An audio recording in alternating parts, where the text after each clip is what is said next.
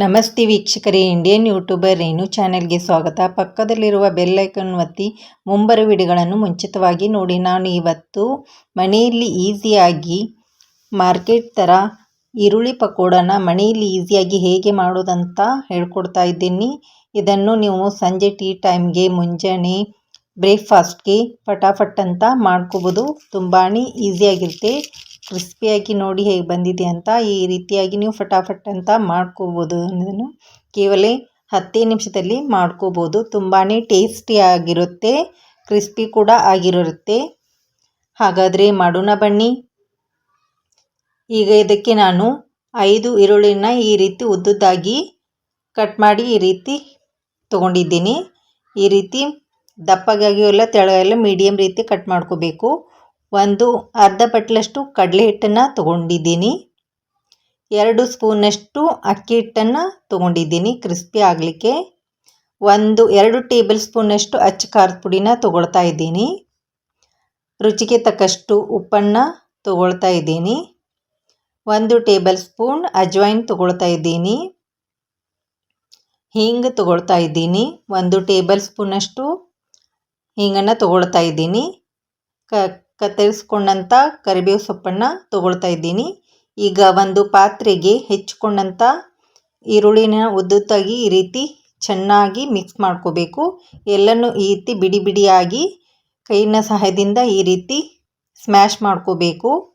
ಈಗ ಅದಕ್ಕೆ 1 ಟೇಬಲ್ ಸ್ಪೂನಷ್ಟು ಉಪ್ಪನ್ನು ಸೇರಿಸ್ಬಿಟ್ಟು ಈ ರೀತಿ ಚೆನ್ನಾಗಿ ಸ್ಮ್ಯಾಶ್ ಮಾಡ್ಕೊಳ್ಳೋದ್ರಿಂದ ನೀರು ಬಿಟ್ಕೊಳ್ಳುತ್ತೆ. ಈಗ ಈ ರೀತಿ ಚೆನ್ನಾಗಿ ಸ್ಮ್ಯಾಶ್ ಮಾಡ್ಕೊಳ್ತಾ 2 ನಿಮಿಷ ಈ ರೀತಿ ಸ್ಮ್ಯಾಶ್ ಮಾಡ್ಕೋಬೇಕು. ಈ ರೀತಿ ಸ್ಮ್ಯಾಶ್ ಮಾಡ್ಕೊಳ್ಳೋದ್ರಿಂದ ಈರುಳ್ಳಿಯಲ್ಲಿರುವ ನೀರು ಹೊರಗಡೆ ಈ ರೀತಿ ಬರುತ್ತೆ. ಈಗ ಇದಕ್ಕೆ 1 ಟೇಬಲ್ ಸ್ಪೂನಷ್ಟು ನಿಮ್ಗೆ ಎಷ್ಟು ಖಾರ ಬೇಕೋ ಅಷ್ಟು ಹಾಕೋಬೇಕು. ನಾನಿಲ್ಲಿ 2 ಟೇಬಲ್ ಸ್ಪೂನಷ್ಟು ಖಾರನ ಈ ರೀತಿ ಚೆನ್ನಾಗಿ ಈರುಳ್ಳಿಗೆ ಬೈಂಡ್ ಆಗುವವರೆಗೆ ಈ ರೀತಿ ಚೆನ್ನಾಗಿ ಮಿಕ್ಸ್ ಮಾಡ್ಕೋಬೇಕು. ಈ ರೀತಿ ಮಿಕ್ಸ್ ಮಾಡ್ಕೊಳ್ಳೋದ್ರಿಂದ ಪಕೋಡ ತುಂಬ ಚೆನ್ನಾಗಿ ಬರುತ್ತೆ. ಈ ರೀತಿ ಚೆನ್ನಾಗಿ ಈರುಳ್ಳಿ ಬೆರೆತಿರೋ ಹಾಗೆ ಈ ರೀತಿ ಚೆನ್ನಾಗಿ ಮಿಕ್ಸ್ ಮಾಡ್ಕೋಬೇಕು. ಈ ರೀತಿ ಮಿಕ್ಸ್ ಅಂದ್ರೆ ಚೆನ್ನಾಗಿ ರುಚಿಕರವಾಗಿ ಪಕೋಡ ರೆಡಿ ಆಗುತ್ತೆ. ಈ ರೀತಿ 1-2 ನಿಮಿಷ ಮಾಡ್ಕೋಬೇಕು.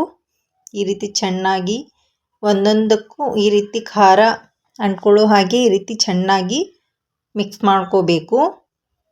ಈಗ ಈ ರೀತಿ ಚೆನ್ನಾಗಿ ಮಿಕ್ಸ್ ಮಾಡ್ಕೋಬೇಕು. ಈಗ ಇದಕ್ಕೆ 1 ಟೇಬಲ್ ಸ್ಪೂನಷ್ಟು ಅಜ್ವೈನ್ನ ಹಾಕ್ಕೊಳ್ತಾ ಇದ್ದೀನಿ. ಈಗ ಇದಕ್ಕೆ 1 ಟೇಬಲ್ ಸ್ಪೂನಷ್ಟು ಹಿಂಗನ್ನು ಹಾಕ್ಕೊಳ್ತಾ ಇದ್ದೀನಿ. ಇದನ್ನು ಹಾಕೊಳ್ಳೋದ್ರಿಂದ ಟೇಸ್ಟ್ ತುಂಬಾ ಚೆನ್ನಾಗಿ ಬರುತ್ತೆ. ಈಗ 1-2 ಟೇಬಲ್ ಸ್ಪೂನಷ್ಟು ಕಡಲೆ ಹಿಟ್ಟನ್ನು ಸ್ವಲ್ಪ ಸ್ವಲ್ಪ ಸೇರಿಸ್ತಾ ಹಾಕ್ಕೋಬೇಕು. ಒಮ್ಮೆಗಲೇ ಹಾಕ್ಕೊಳ್ಬಾರ್ದು.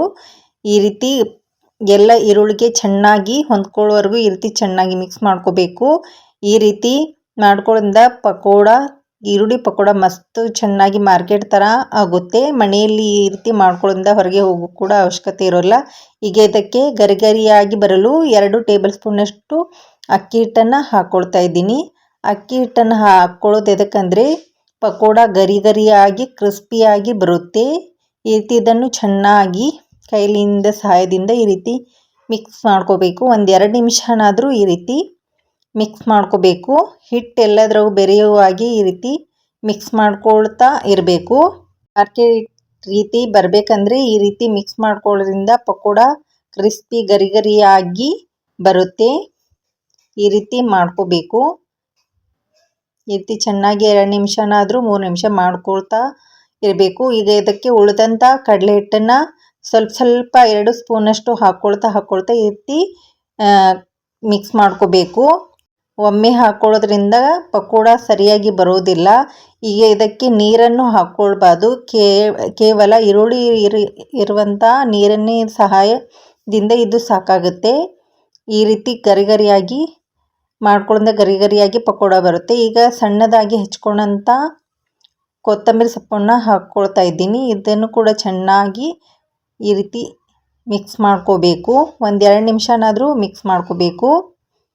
ಈಗ ಇದು ಚೆನ್ನಾಗಿ ಮಿಕ್ಸ್ ಆಗಿದೆ. ಈಗ ಇದಕ್ಕೆ ಆಲ್ರೆಡಿ ನಾನು ಎಣ್ಣೆನ ಕಾಯಿಸ್ಲಿಕ್ಕೆ ಇಟ್ಟಿದ್ದೀನಿ. ಈಗ ಇದನ್ನು ಕಾಯಿಸ್ಕೊಂಡಂಥ ಎಣ್ಣೆನ 1 ಟೇಬಲ್ ಸ್ಪೂನಷ್ಟು ಹಾಕ್ಕೊಳ್ತಾ ಇದ್ದೀನಿ. ಇದನ್ನು ಕೂಡ ಚೆನ್ನಾಗಿ ಮಿಕ್ಸ್ ಮಾಡ್ಕೋಬೇಕು. ಮಾರ್ಕೆಟ್ ರೀತಿಯಲ್ಲಿ ಬರಬೇಕಂದ್ರೆ ಕಾಯಿಸ್ಕೊಂಡಂತ ಈ ರೀತಿ ಎಣ್ಣೆನ ಹಾಕೊಳ್ಳೋದ್ರಿಂದ ಮಾರ್ಕೆಟ್ ಥರ ಕ್ರಿಸ್ಪಿಯಾಗಿ ಬರುತ್ತೆ. ಈಗ ಇದು ಒಂದು ಟಿಪ್ ನಿಮಗೆ.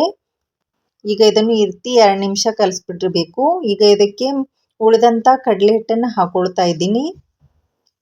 ಈ ರೀತಿ ಹಾಕಿಬಿಟ್ಟು ಚೆನ್ನಾಗಿ ಕಲಿಸ್ಕೊಳ್ಬೇಕು. ನಾನು ಈ ರೀತಿ ಹೇಳಿಕೊಟ್ಟ ರೀತಿಯಲ್ಲಿ ಮಾಡಿಕೊಂಡರೆ ಪಕೋಡ ಗರಿ ಗರಿಯಾಗಿ ಕ್ರಿಸ್ಪಿಯಾಗಿ ಬರುತ್ತೆ. ಈಗ ಇದು ಮಿಕ್ಸ್ ಆಗಿದೆ ಚೆನ್ನಾಗಿ. ಈ ರೀತಿ ಪಕೋಡ ಥರ ಈ ರೀತಿ ಸ್ವಲ್ಪ ಸ್ವಲ್ಪ ಚಿಕ್ಕದಾಗಿ ಈ ರೀತಿ ಶೇಪಲ್ಲಿ ಮಾಡ್ಕೋಬೇಕು.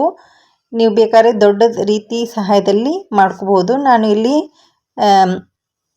ಹೈ ಫ್ಲೇಮಲ್ಲಿ ಎಣ್ಣೆ ಈ ರೀತಿ ಕಾಯ್ತೀನಿ ಅಂತ ತೋರಿಸ್ತಾ ಇದ್ದೀನಿ. ಈ ರೀತಿ ಹೈ ಫ್ಲೇಮಲ್ಲಿ ಇಟ್ಕೊಂಡು ಕಾಯಿಸ್ಕೊಂಡು ಪಕೋಡನ ಒಂದೊಂದಾಗಿ ಈ ರೀತಿ ಬಿಟ್ಕೊಳ್ತಾ ಹೋಗಬೇಕು. ಈಗ ಪಕೋಡನ ಈ ರೀತಿ ಒಂದೊಂದಾಗಿ 1-2 ನಿಮಿಷ ಫ್ರೈ ಮಾಡ್ಕೋಬೇಕು. ಈಗ ಮೇಲೆ ತಳಗೆ ಈ ರೀತಿ ಮಾಡಿಬಿಟ್ಟು ಪಕೋಡನ ಈಗ ಗೋಲ್ಡನ್ ರೀತಿ ಈ ರೀತಿ ಪಕೋಡನ ಫ್ರೈ ಮಾಡ್ಕೋಬೇಕು. ಈಗ ನೋಡಿ ಈರುಳ್ಳಿ ಪಕೋಡ ರೆಡಿಯಾಗಿದೆ. ಎಷ್ಟು ಗರಿ ಗರಿಯಾಗಿ ಬಂದಿದೆ ಅಂತ ನಿಮಗೆ ತಿಳಿತಾ ಇದೆ. ನೀವು ಕೂಡ ಇದನ್ನು ಕೇವಲ ಒಂದು 10 ನಿಮಿಷದಲ್ಲಿ ಈರುಳ್ಳಿ ಪಕೋಡ ತಿನ್ನಬೇಕಂದ್ರೆ ಈ ರೀತಿ ಮಾಡ್ಕೋಬಹುದು. ಸ್ವಚ್ಛವಾಗಿ ಮನೆಯಲ್ಲಿ ಮಾಡ್ಕೊಳ್ಳೋದ್ರಿಂದ ಆರೋಗ್ಯನೂ ತುಂಬ ಚೆನ್ನಾಗಿರುತ್ತೆ. ಮನೆಯಲ್ಲಿ ಈಸಿಯಾಗಿ ಈ ರೀತಿ ಮಾಡ್ಕೊಂಡ್ಬಿಟ್ರೆ ಹೊರಗಡೆ ಹೋಗೋ ಅವಶ್ಯಕತೆನೇ ಇರೋದಿಲ್ಲ. ಈ ಈರುಳ್ಳಿ ಪಕೋಡನ ಒಮ್ಮೆ ಟ್ರೈ ಮಾಡಿ ನೋಡಿ ಹೇಗೆ ಬಂದಿದೆ ಅಂತ ಕಾಮೆಂಟ್ನಲ್ಲಿ ತಿಳಿಸಿ. ಈ ರೆಸಿಪಿ ಒಂದಿಷ್ಟು ಲೈಕ್ ಆದರೆ ನನ್ನ ಚಾನೆಲ್ಗೆ ಲೈಕ್ ಮಾಡಿ, ನಿಮ್ಮ ಎಲ್ಲ ಫ್ಯಾಮಿಲಿ ಫ್ರೆಂಡ್ಸ್ಗೆ ಶೇರ್ ಮಾಡಿ, ನನ್ನ ಚಾನೆಲ್ಗೆ ಸಬ್ಸ್ಕ್ರೈಬ್ ಆಗಿ. ಇನ್ನೂ ಹೊಸ ವಿಡಿಯೋಗಳಿಗಾಗಿ ನನ್ನ ಚಾನೆಲ್ ಬೆಲ್ ಐಕನ್ನು ಒತ್ತಿ ಮುಂಬರುವ ವಿಡಿಯೋಗಳನ್ನು ಮುಂಚಿತವಾಗಿ ನೋಡ್ಕೋಬಹುದು. ನೋಡಿದ್ದಕ್ಕಾಗಿ ಧನ್ಯವಾದಗಳು.